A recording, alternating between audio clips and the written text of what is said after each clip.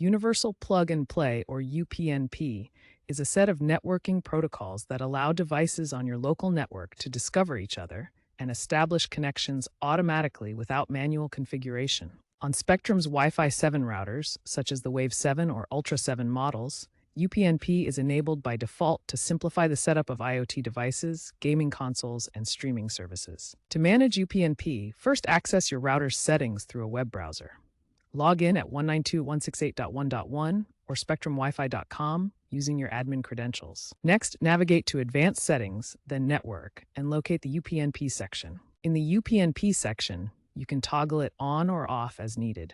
No router reboot is required, but restart your connected devices for the changes to take effect. For added convenience, the Spectrum app, available on iOS and Android, also allows remote toggling of UPnP. Keep in mind that recent firmware updates, such as version 7.2 released in June 2025, include enhanced security features like UPnP filtering to help protect your network. While convenient, UPnP can expose ports to the internet, creating potential entry points for attacks like port scanning or malware injection.